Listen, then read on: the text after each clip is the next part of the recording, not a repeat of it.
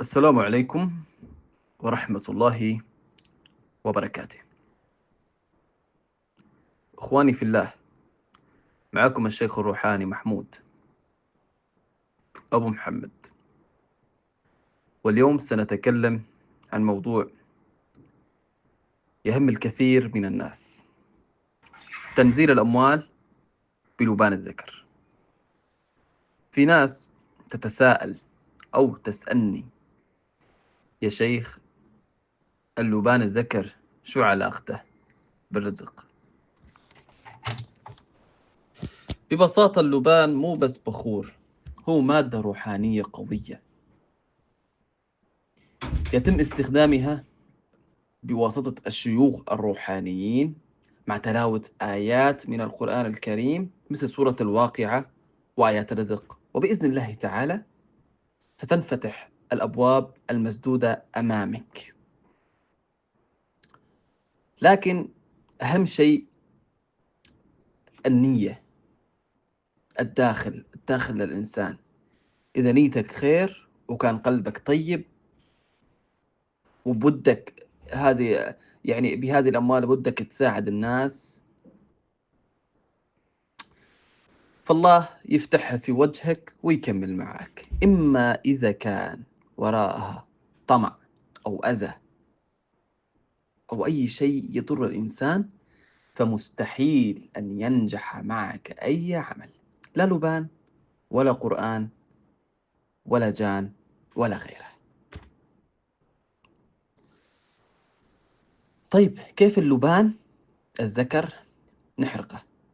طبعا في له طريقة خاصة ومعاه قراءات من الآيات وبخور وتوقيت محدد، يعني مو مجرد أشغل البخور ويلا السلام عليكم. فهذا الشيء ما يصير. تحذير طبعا للأخوة الكرام، تحذير هام: لا تجرب العمل بنفسك أو لحالك. إذا ما عندك علم لازم يكون في شيخ روحاني فاهم، لأن في هالمجال مو لعبة، وبيأذي وبيضر اللي قاعد يسوي هذا العمل بدون خبرة للأسف إن سويت شيء غلط. كنتم بودكم أن أشرح أكثر عن الطرق أو تبغون أن تستفسرون عن أمور لتنزيل الأموال، فأبشروا.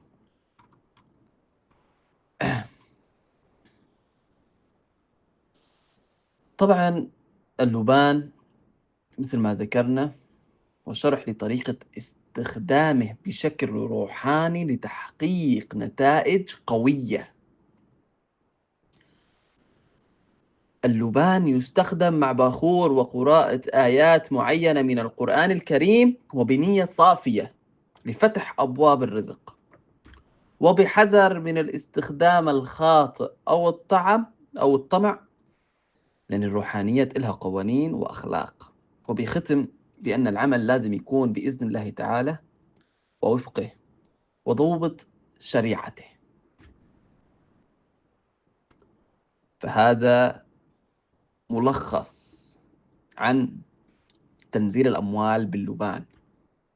إما إذا بغينا نتكلم بطريقة أو بطريقة تفصيل أكثر فيطول الحديث ويطول، وما أعتقد أن ننهي هذا الفيديو في ساعة، لأن فعلا موضوع تنزيل الأموال فيه خصائص وأمور معقدة ومو أي شخص يفتهمها.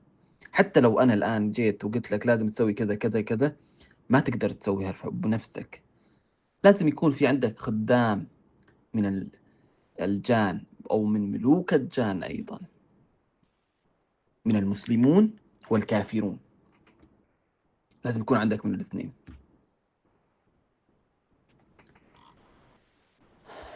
وإذا حابين أشرح عن الطريقة أكثر تابعوا قناتنا، ولا تنسوا اللايك والاشتراك بالقناة وتفعيل الجرس ليصلكم كل جديد. والسلام عليكم، والله يرزقنا وإياكم من حيث لا نحتسب.